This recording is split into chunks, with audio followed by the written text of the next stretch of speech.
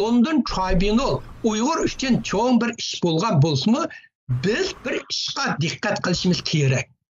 Agar 12 oyda bu sud Sharqiy Turkistondagi qirg'inchilikni irqiy qirg'inchilik deb yakun chiqarsa, Uyg'urlar uchun bir foydali ish bo'ladi. Yana bir organ irqiy qirg'inchilik deb e'tirof qilgan bo'ladi.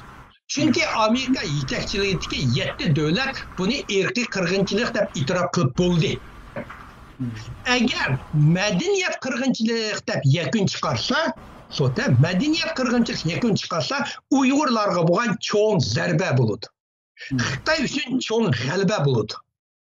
Amerika yetakchilikdagi davlatlarning irqiy qirg'inchilik degan yakuniga qarshi yakun bo'lib qoladi. Bunda ahvolda Dunyo Uyg'ur qurultiyi bu sudni ichish orqali Xitoy uchun xizmat qilgan bo'ladi. Amerikada Amerika Birlashmiş yetakchilikdagi Uyg'urlarning tirishchanligida Amerikaning chiqargan irqiy qirg'inchilik degan qarorga qarshi harakat bo'ladi. Bu tribunalni tashabbus qilgan Dunyo Uyg'ur qurultiyining harakat hayatlari aksiy inqilobchilarga aylanib qoldi Uyg'urlar uchun. Bu Uyg'ur harakatiga urgan bir xanjar bo'ladi.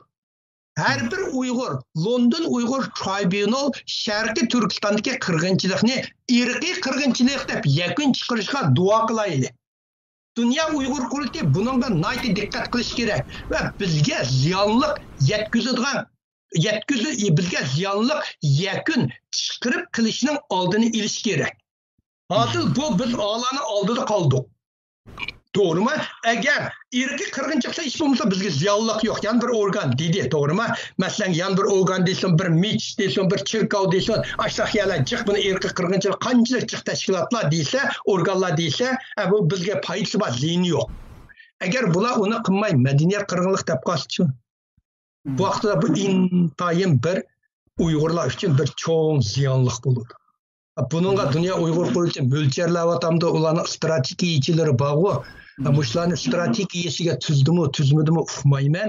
Hamda mening dunyo mushuma bir kichkina akademik tushunish bo'lib qolsin, men shu tribunal deganga uygunib va oldingi bir kun Wikipedia kirib qolsam, mushunchalik tushunchalarga erishdim. Shunga mishaga mushni o'ttirib qo'ydim.